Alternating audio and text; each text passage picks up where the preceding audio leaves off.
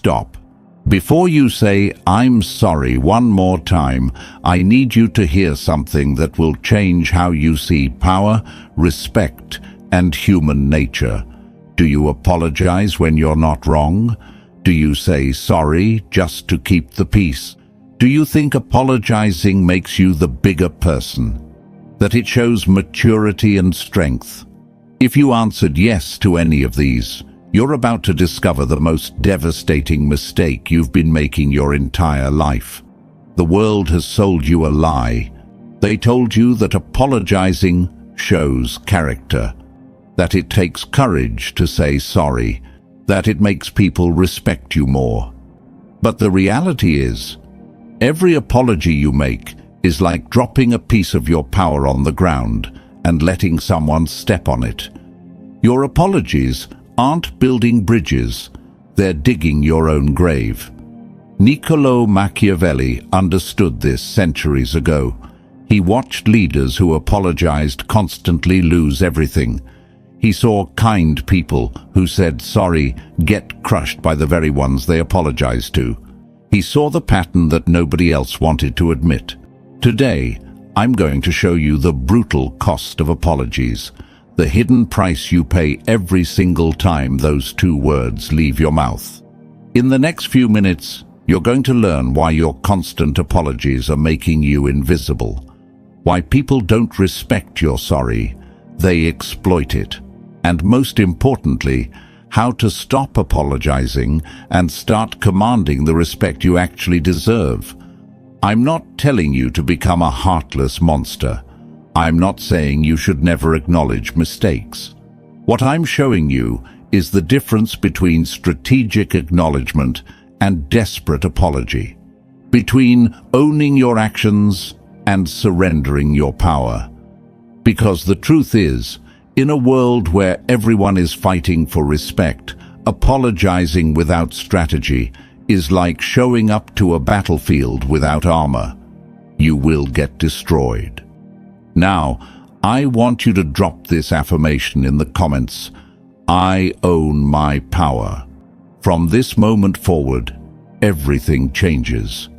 You will no longer apologize blindly. You will understand the true cost of those two words. And you will learn when silence is stronger than sorry. Let's dive into the first brutal truth. Number 1.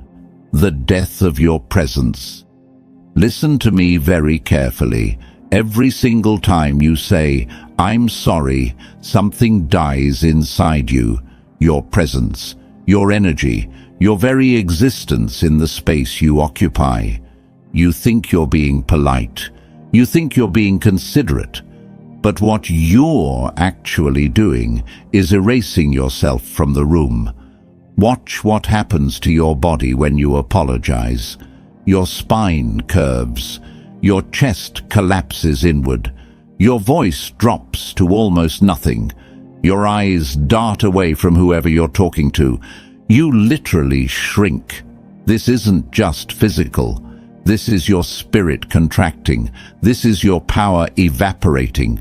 This is you telling the universe, "I don't deserve to be here." And the universe listens. People listen.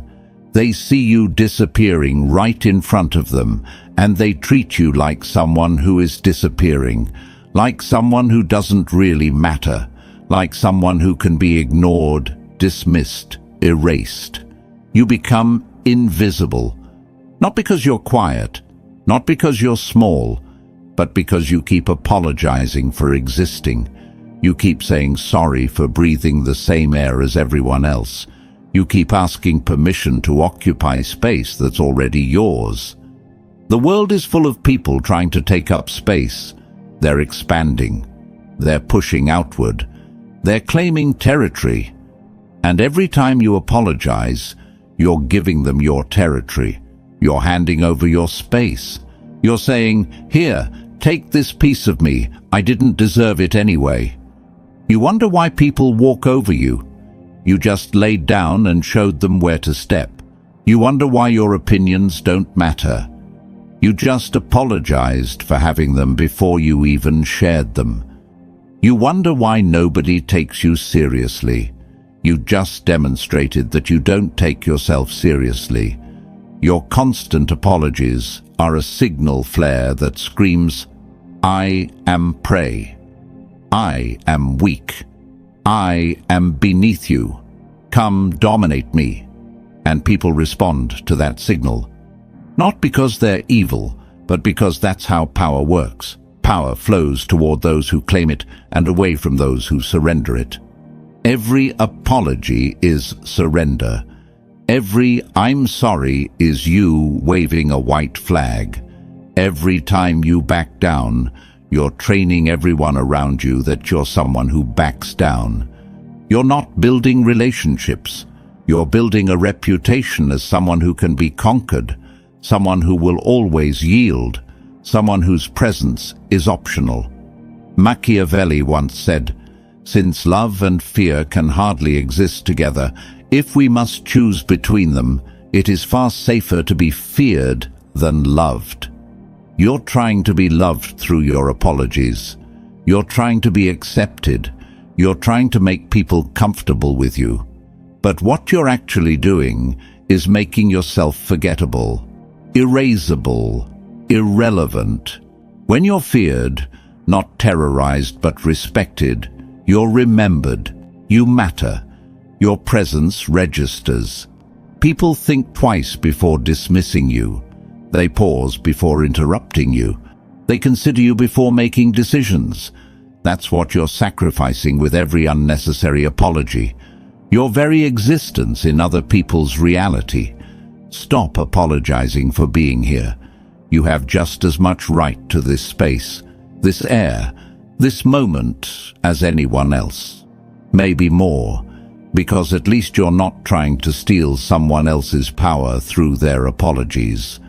I want you to drop this affirmation in the comments. I claim my space. Number 2. The hunger you create. Here's something that will shake you to your core. When you apologize to someone, you're not satisfying their need for closure. You're creating an insatiable hunger in them, a hunger for more of your submission. Think of it like this. You hand someone a taste of the most addictive substance in the world, power over another human being. That first apology, that's their first hit. And like any first hit, it opens a door that can never be fully closed. Their brain chemistry literally changes. When you submit, when you apologize, when you lower yourself, their brain releases dopamine. They feel elevated. They feel superior. They feel like they just won something. And winning feels incredible. Now, their brain wants to feel that way again. And again. And again.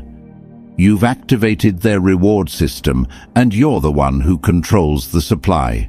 Except you don't control it. It controls you. Because now they're going to manufacture reasons for you to apologize.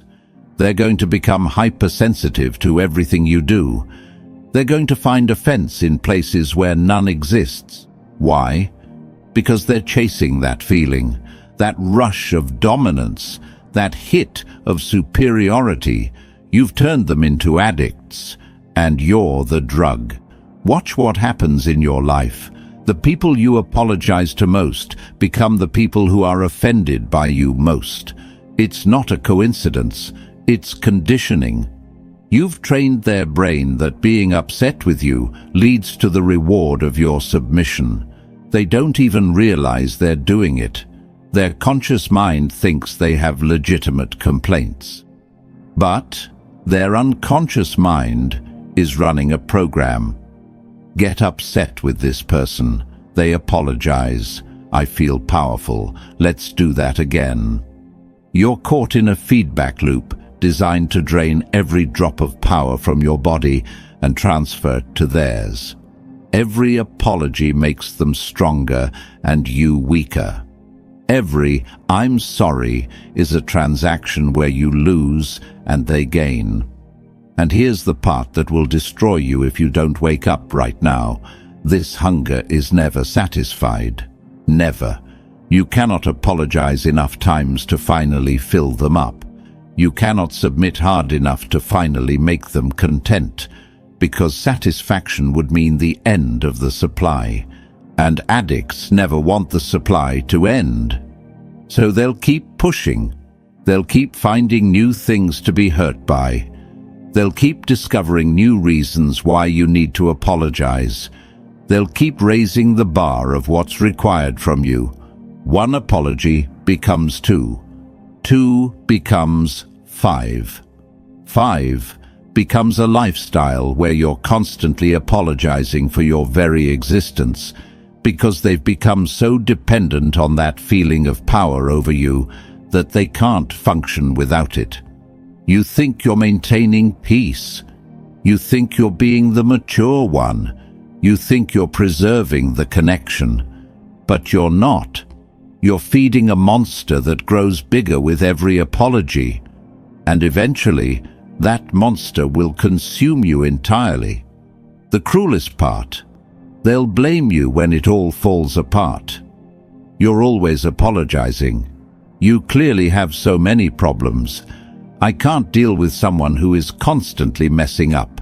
You created the pattern through your submission, and now they're using that pattern as evidence that you're the broken one. Machiavelli once said, "Men are so simple and so ready to obey present necessities that he who deceives will always find those who allow themselves to be deceived." You're deceiving yourself. You think your apologies are solving problems, but they're creating dependencies, they're building addictions, they're establishing power dynamics that will haunt you for as long as you allow them to exist. The only way to break this cycle is to stop feeding it. Stop giving them their fix. Stop providing the supply.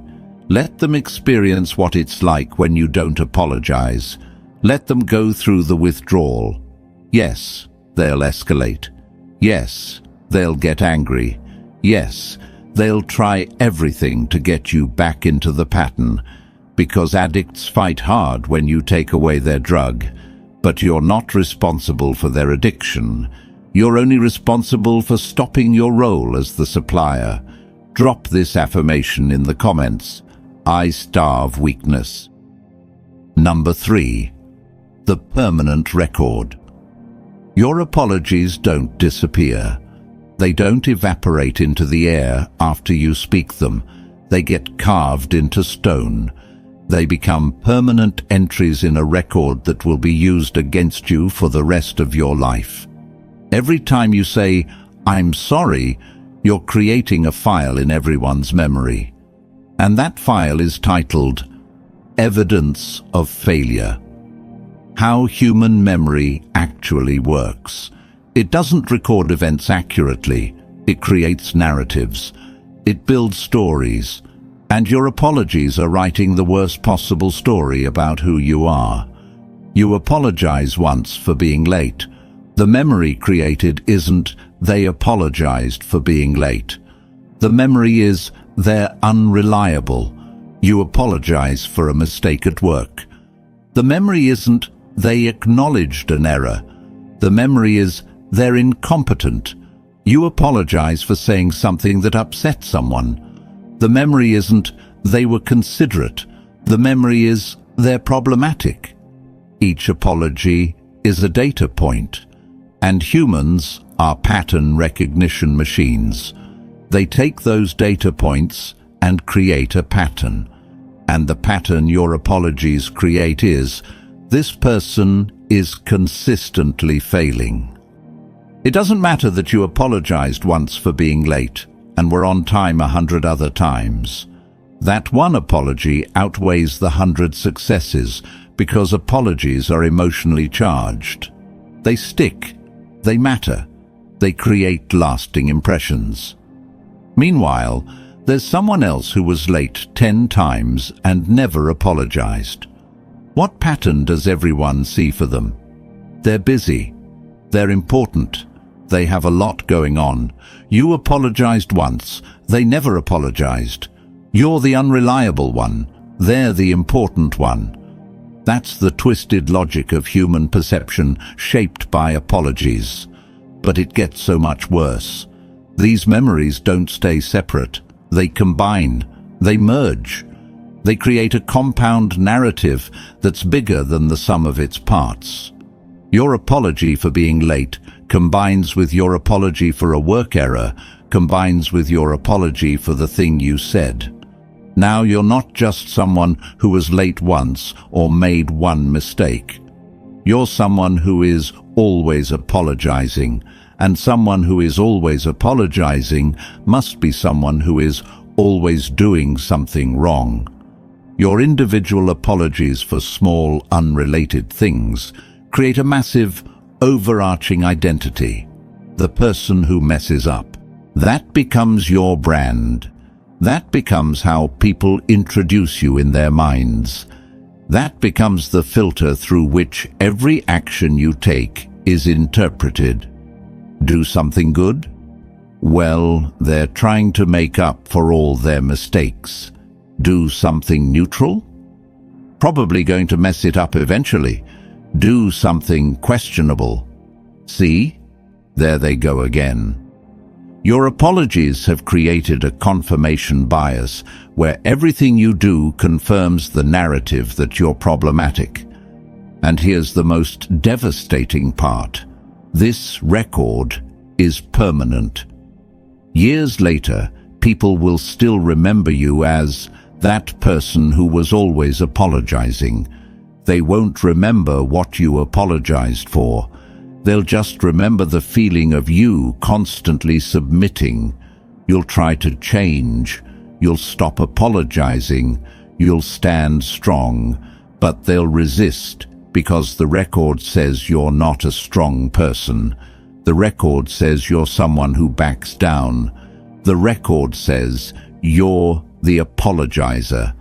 Breaking that perception is almost impossible because you spent so long building it. You spent so long feeding data into the file titled Evidence of Failure. Meanwhile, people who never apologize have a different file. Even when they fail, even when they're wrong, even when they should apologize, they don't. So what record gets created? Confident, strong, doesn't back down. They have the same failures you do, maybe more.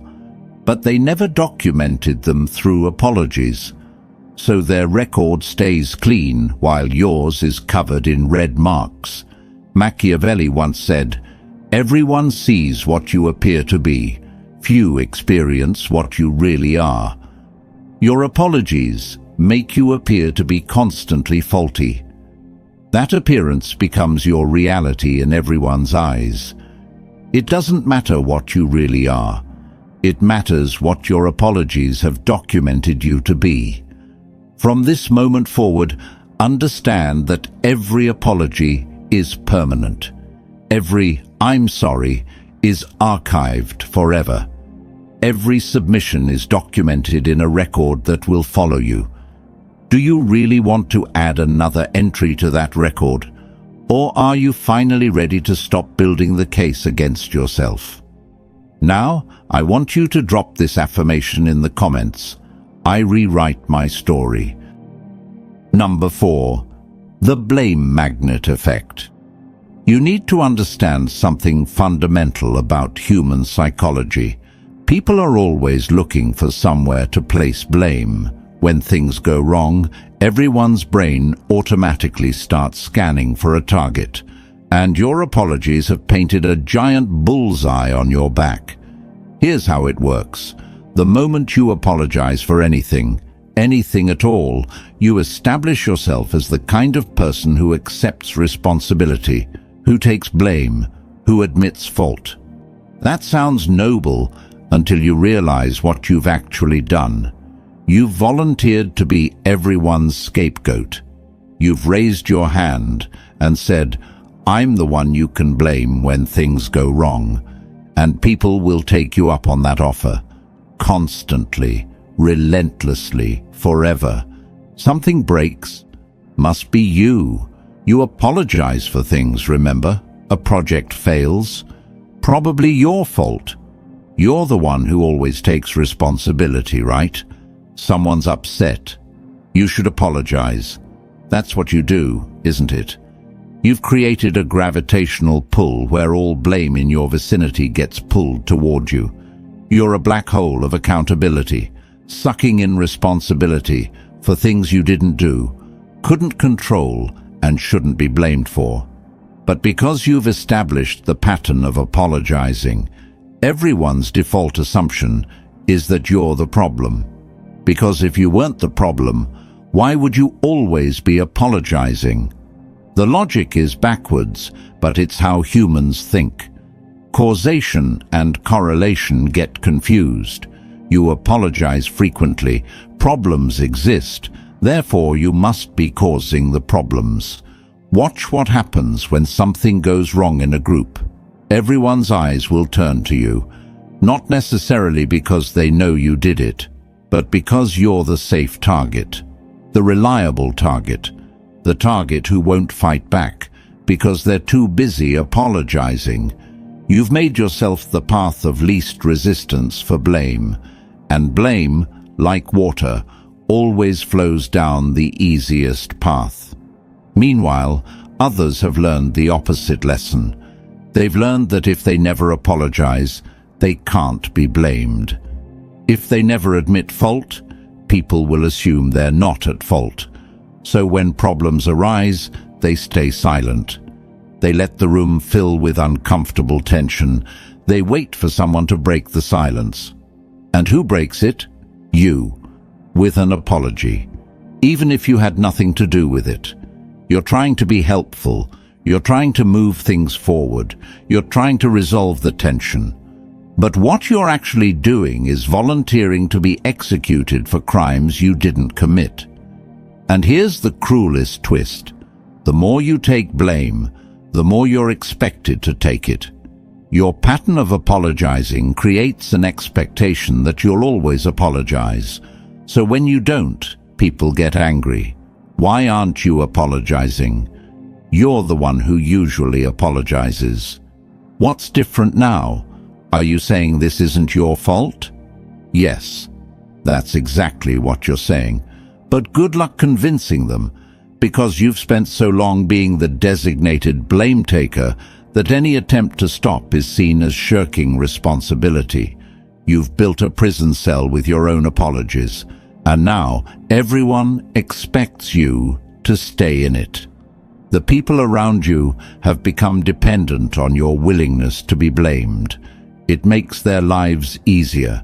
It gives them someone to point at when things go wrong. It absolves them of having to look at their own contributions to problems. You're providing a service, professional scapegoat. And they'll fight to keep you in that role because losing you means they might have to take responsibility themselves. And they've forgotten how to do that because you've been doing it for them. Machiavelli once said, "The promise given was a necessity of the past.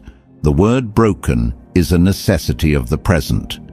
Your past apologies have created promises about who you are and what role you play. Breaking those promises, refusing to be the scapegoat anymore, is the necessity of your present. People won't like it. They'll resist. They'll try to push you back into your role. They'll accuse you of changing, of not caring, of being selfish. Let them. Their discomfort is not your responsibility. Their need for a scapegoat is not your burden. You're done being the magnet for everyone's blame. You're done accepting responsibility for things that aren't yours. You're done apologizing just to fill the silence when something goes wrong. Let the silence sit. Let others squirm in it. Let them experience what it's like when there's no convenient target to blame.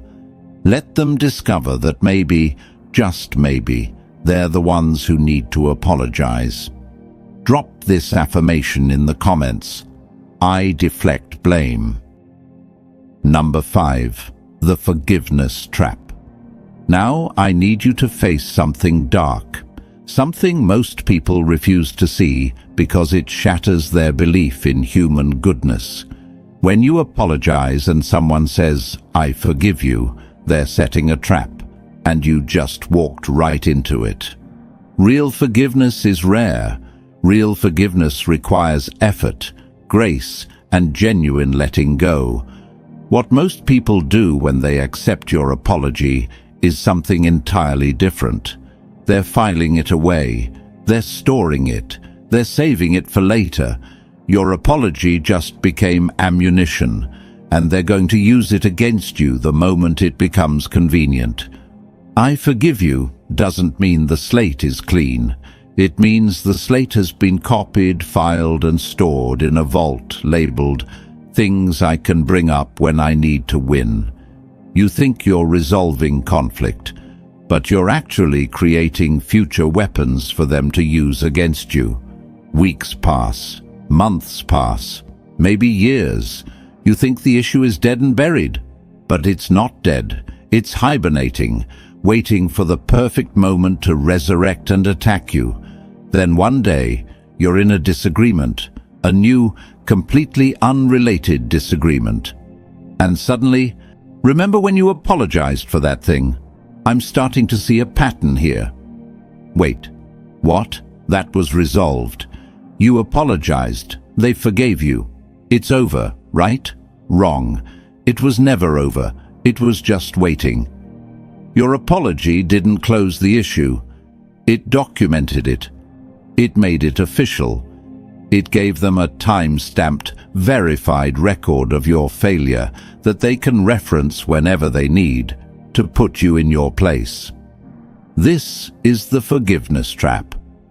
You think apologizing brings peace, but it brings an armed truce. Peace with a weapon pointed at your head. Peace that lasts exactly as long as they choose not to pull the trigger, and they will pull that trigger. When they need to win an argument, when they need to make themselves feel superior, when they need to justify their behavior by pointing to your past mistakes. Out come your old apologies, like zombies rising from graves, dead issues that you thought were buried forever, suddenly shambling back to life to devour you. You apologized for doing that before, so clearly you haven't changed. I forgave you once, but here we are again. You promised you wouldn't do this. Remember? When you apologized. Your attempts to be accountable become proof that you're perpetually failing. Your acknowledgments of past mistakes become evidence that you're incapable of growth. Your apologies become chains that bind you to your worst moments forever. Meanwhile, the person who never apologizes faces none of this. They have no ammunition stored against them. They have no documented failures. They have no verified records of wrongdoing. When conflict comes, they face it with a clean slate. You face it dragging the weight of every apology you ever made. Here's the part that will truly disturb you. Some people actively seek your apologies, not because they want closure, but because they want weapons.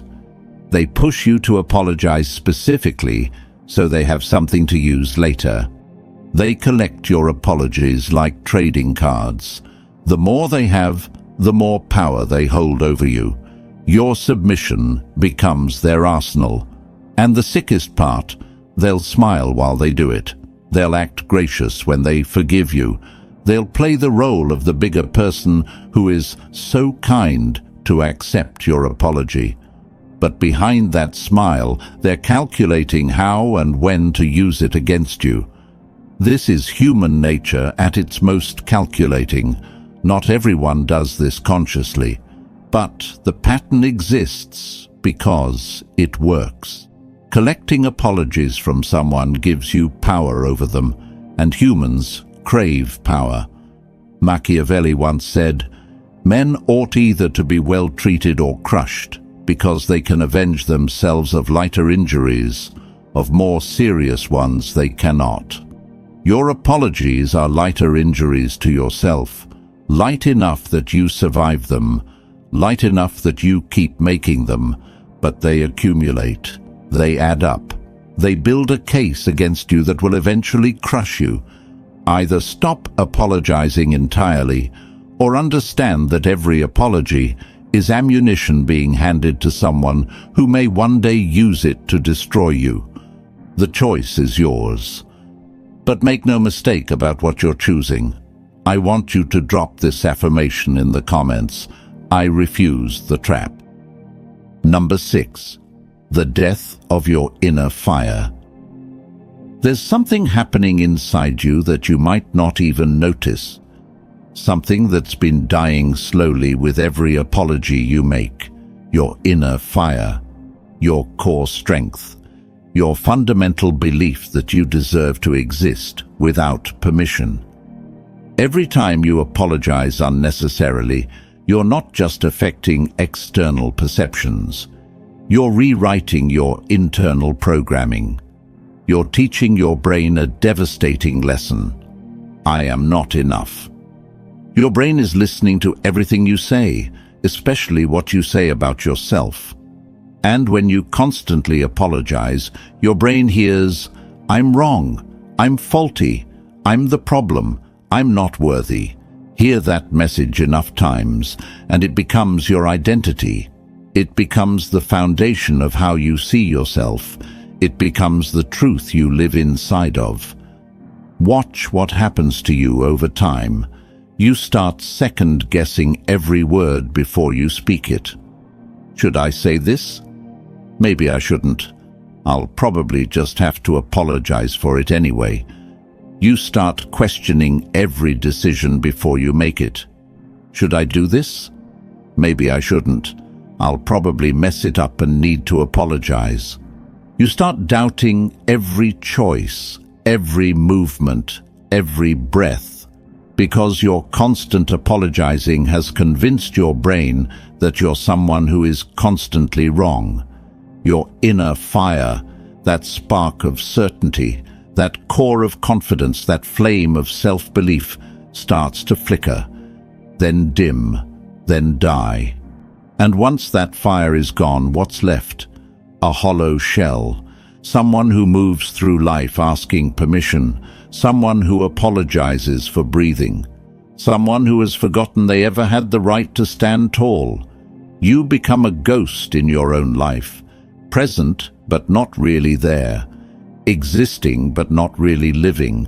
Speaking, but not really being heard. Because you've apologized yourself into nothingness.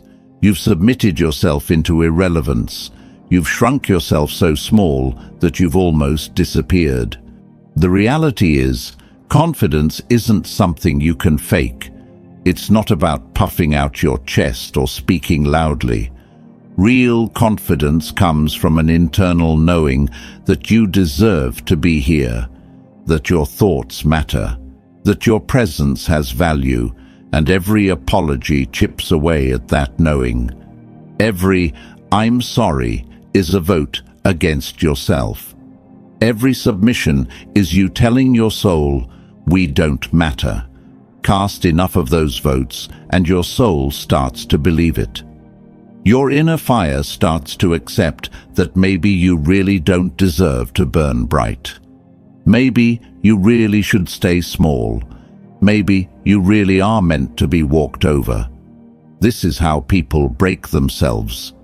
Not through one massive trauma, but through 1,000 tiny submissions, through years of apologizing for existing, through decades of making themselves smaller to make others comfortable. And the cruelest part? Once your inner fire dies, reigniting it is almost impossible, because you've spent so long suffocating it that you've forgotten what it felt like to burn. You look at people who stand tall, who speak with certainty, who command respect, and you think, that's just not who I am. I'm not like that. But you are like that, or you were, before you apologized it away, before you submitted it into silence, before you shrank it into nothingness. Machiavelli once said, "Where the willingness is great, the difficulties cannot be great." Your willingness to apologize has been great, and it has made your life difficult, painful, small. But your willingness can change. It must change, because continuing on this path leads to a death that happens while you're still breathing. Starting now, you need to protect your inner fire like your life depends on it, because it does. That fire is what makes you you. That fire is what gives you the strength to stand, to speak, to exist with purpose. Stop pouring water on it through your apologies. Stop suffocating it through your submission. Stop killing it through your constant backing down. Feed it instead. Feed it with moments where you stand firm. Feed it with words spoken without apology. Feed it with decisions made without permission. Feed it with existence that doesn't ask for forgiveness. Let it grow. Let it burn. Let it remind you what it feels like to be alive, not just apologizing for being alive. Now, I want you to drop this affirmation in the comments. I reignite my fire. Number 7. The power of strategic silence. Everything I've told you leads to this final truth. The most powerful response is often no response at all. You've been taught that silence is weakness, that not apologizing means you're stubborn or cruel, that saying nothing means you don't care. All lies. Designed to keep you apologizing. Designed to keep you small. Real power lives in strategic silence, in knowing when to speak and when to let the void do the work for you.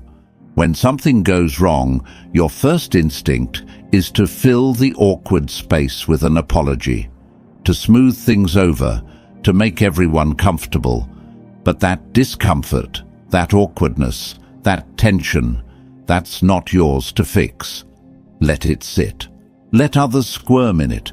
Let them experience what it feels like when there's no easy target apologizing to make it all go away. Silence is a mirror. When you stay silent instead of apologizing, people are forced to look at themselves, to examine their own role, to sit with their own discomfort. And most people cannot handle that. They'll try to make you fill the silence. They'll pressure you to apologize. They'll create more tension to force your submission. Hold your ground. Let the silence expand. Let it become unbearable for them, not for you. Eventually, someone else will speak. Someone else will take responsibility. Someone else will apologize. And in that moment, the power dynamic shifts. You're no longer the designated blame taker. Someone else just volunteered for that role. Or even better, the silence forces everyone to move forward without needing an apology at all, without needing a scapegoat, without needing someone to submit. The issue gets addressed through action instead of through your degradation. Strategic silence is power because it refuses to play the game. It doesn't give people what they've been conditioned to expect from you. It breaks the pattern. It forces a reset. When you would normally apologize, say nothing. When you would normally explain yourself, say nothing. When you would normally defend your position, say nothing. Just hold space. Just exist without apologizing for existing. This will make people uncomfortable, extremely uncomfortable. They're used to your apologies. They're used to you filling the void. They're used to you making things easy for them. Your silence disrupts everything they expect. Good. Let them be disrupted. Let them be uncomfortable. Let them discover that you're not going to play your assigned role anymore. Not with words, not with silence, not at all. But here's the critical distinction. Strategic silence is not passive. It's not avoiding. It's not running away. It's active. It's deliberate. It's you choosing not to surrender your power through unnecessary words. When acknowledgement is truly needed, you can give it. Brief, clear, forward-focused. Here's what happened. Here's what's next. No apology, no groveling, no submission, just facts and movement. But most situations don't even need that. Most situations just need you to stop apologizing and let reality unfold without your constant interference. Machiavelli once said, "The wise man does at once what the fool does finally." The fool apologizes constantly, realizes too late it destroyed them, and finally stops. The wise person understands from the beginning that strategic silence holds more power than desperate apologies. Be wise. Stop filling every awkward moment with submission. Stop smoothing over every rough edge with apologies. Stop making yourself small to make others comfortable. Stand in your silence. Stand in your power. Stand in the certainty that you don't owe anyone an apology for existing, for being human, for making normal mistakes, for taking up space. Your silence is not emptiness. It's fullness. It's strength. It's you finally understanding that some voids are not yours to fill. Everything has led to this moment. The moment where you choose who you're going to be from now on. You've seen the brutal cost of constant apologizing, how it kills your presence, how it creates hunger in others for your submission, how it builds a permanent record against you, how it makes you a magnet for blame, how it traps you in fake forgiveness, how it extinguishes your inner fire, and how strategic silence can save you from all of it. The question is, what are you going to do with this knowledge? Are you going to keep living the way you have been? Apologizing your way through life? Shrinking every day? Giving away your power word by word until there's nothing left of you? Or are you going to stand up right now and decide that you're done?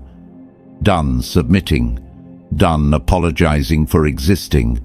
Done letting others feed on your power. Machiavelli understood that the world is a battlefield, not always a physical one, but a battlefield of power, respect, and positioning nonetheless. And on a battlefield, those who constantly surrender don't survive. You don't have to be cruel. You don't have to be heartless. You don't have to hurt anyone. But you do have to stop hurting yourself through constant, unnecessary apologies. From this moment forward, before you say, "I'm sorry," I want you to pause, just for a second, and ask yourself, is this apology necessary? Or is this just me surrendering power out of habit? Most of the time, you'll realize the apology isn't necessary. What's necessary is your strength, your boundaries, your refusal to be the designated apologizer anymore. When acknowledgement is truly needed, give it strategically, brief, clear, strong, then move forward. No dwelling, no groveling, no death of your inner fire. And when people push you to apologize, when they try to make you feel guilty for standing your ground, remember everything you learned today. Remember that their discomfort with your strength is not your problem. Remember that you're not responsible for making everyone comfortable with dominating you. Your life is about to change, not because the world changed, but because you changed, because you stopped giving away your power, because you stopped apologizing yourself into nothingness. If this video woke something up inside you, hit that like button right now. If you want more truth that actually sets you free instead of imprisoning you in false niceness, subscribe to this channel and turn on notifications. And if you know someone who desperately needs to hear this message, share this video with them. You might save them from years of unnecessary suffering. Your apologies have been destroying you. When used blindly, they're weapons against yourself. When eliminated strategically, your power returns. Drop this final affirmation in the comments. I never apologize again. Remember this. In a world full of people trying to make you smaller, refusing to shrink is an act of revolution. Standing tall when everyone expects you to bow is power. Speaking without apology when everyone expects submission is freedom. Stop apologizing for existing. Start commanding the life you deserve. Stop making yourself small. Start taking up the space that's yours. The brutal cost of apologies ends today. Your power begins now. Thank you for watching. I'll see you in the next video.